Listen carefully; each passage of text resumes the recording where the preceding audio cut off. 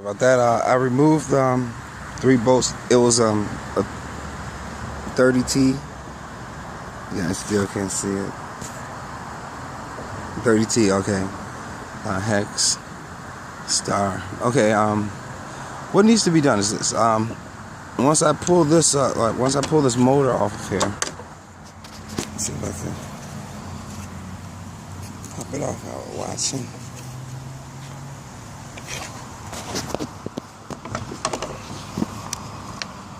Okay, maybe I'll come up.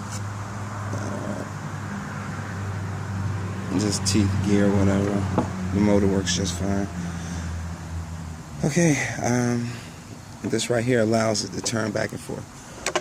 Now, the thing is this, because like I told you guys before, it's under tension. As you can see, the tension actually comes from these springs here, located here. There, as you can see, it's kind of, this one's loaded right at the moment.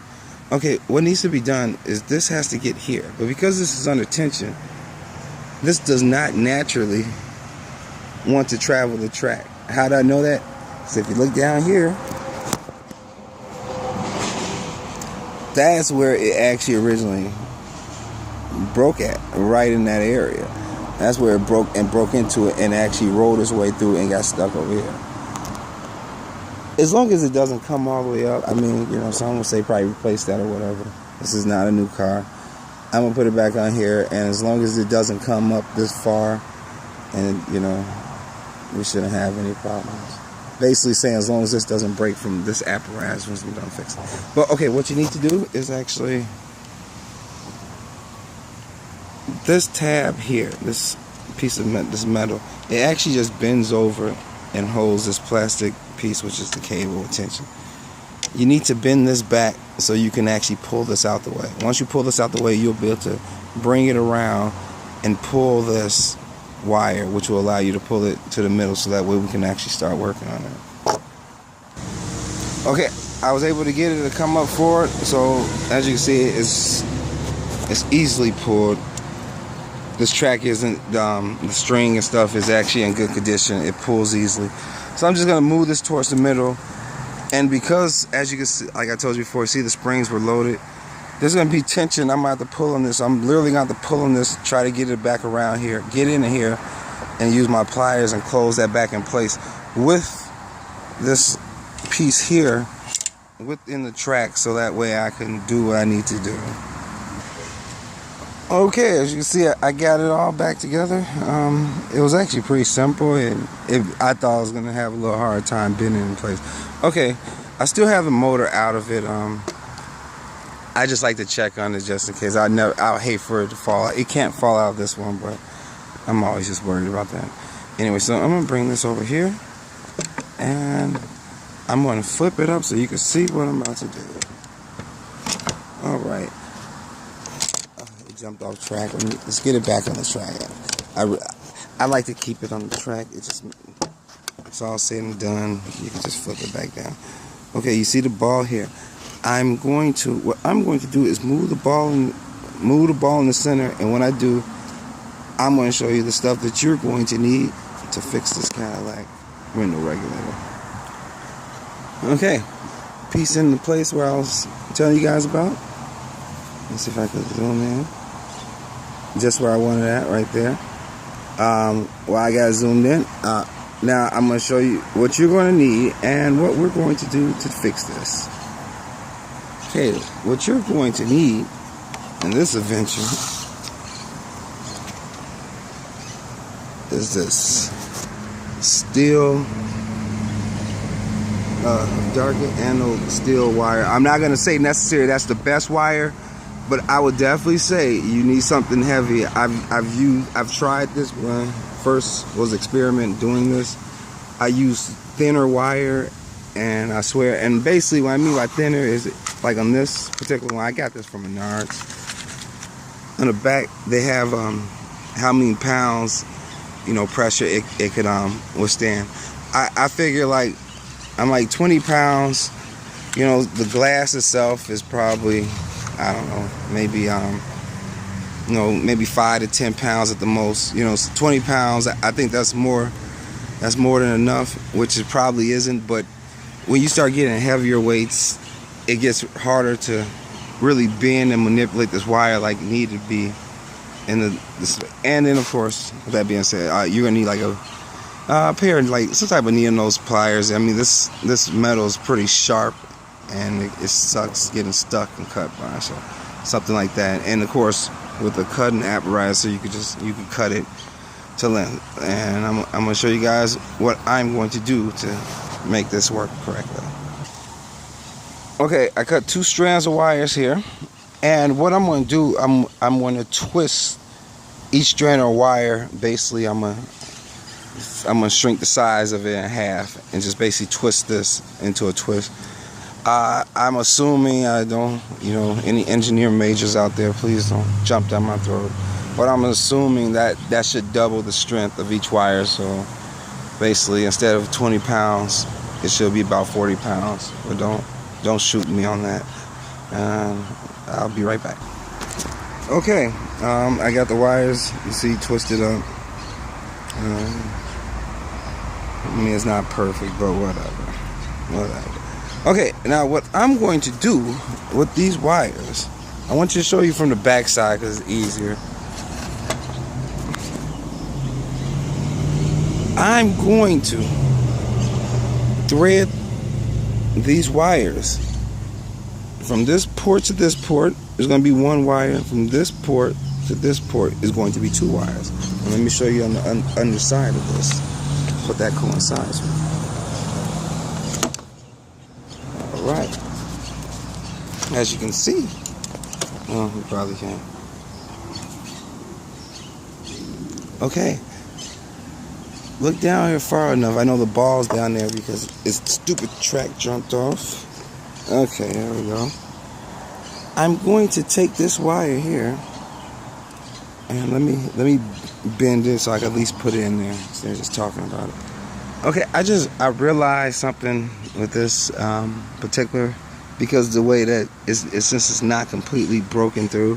Usually, I would definitely say if you're filling up to it, probably make the process a little bit simpler. Like maybe just cut a slit into here so you could reach down in there so it could cover the wire. Also, with right here, break that down. I really don't want to do that, so I'm going to do another method that I know is going to also work. And then after doing so, I'm going to show you what I'm going to do. I'm literally going to twist. I'm going to pull this out just to show you, and I'm going to twist this around each end of the wire, and then I'm going to pull it up. Okay, I pulled it off the track just to show what I did. As you can see, I twisted.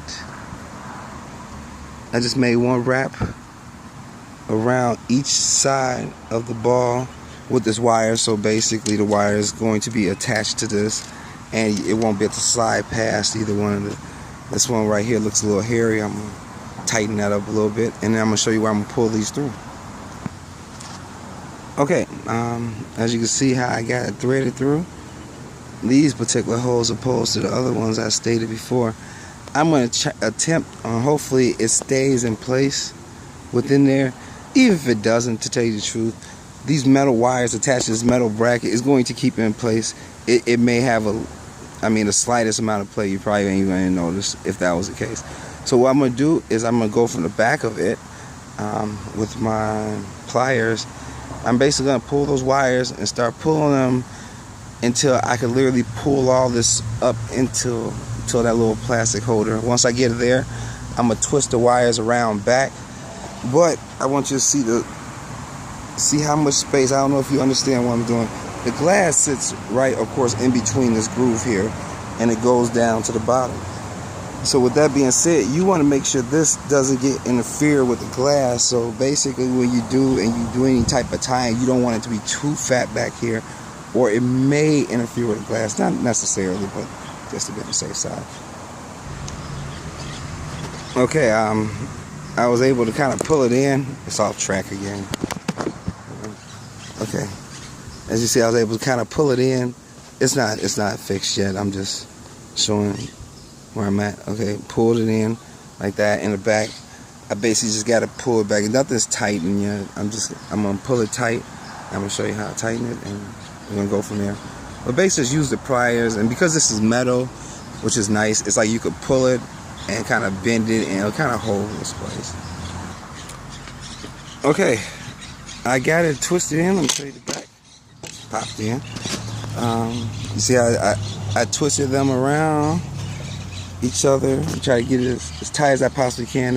I'll definitely say this is really important. Also, I keep constantly saying stuff like this, but these wires seem like the heavier they are, the more brittle they are. They tend not to like to bend too many times without wanting to just snap and break. When doing this process, sometimes it's easy to get overzealous and start to try to tighten the heck out of it. And what happens is you end up breaking it, and then you feel like crap because then you have to retwist the wire and redo the whole thing over again. Okay, so I got these tightened in, and basically I'm just gonna come through and I'm gonna cut these back. Cut these back a little bit. I might even do a little twist with it, just turn them inward. Not much. I don't want to get too overzealous. And then we go back with the car, and I'll show you how the window works. Okay, I got the regulator back in the car. I just got done tightening these last bolts up. I just hooked the door up, just got the power on, just so you can see if this works or not. And this is with the fix that we did with the little wire. That wire usually costs about maybe $4 or $5, so it's pretty cheap. Here we go. Let's go down. Okay. Back up. Okay, now it slides automatically down. Okay, back up.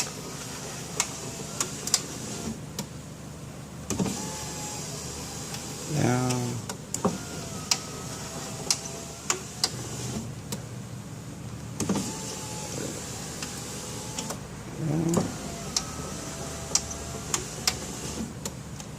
Okay, that was the fix. You know, I'll be lying to you. Said this is 100%, and what I mean by that is, you know, over time and depending on who's dealing with the car as far as hanging on the windows or whether or not the tracks are nasty and the windows goes up slow. I mean, that metal could fatigue and it could snap and break or whatever. But like I like to try it a couple of times, so that way I feel comfortable with it.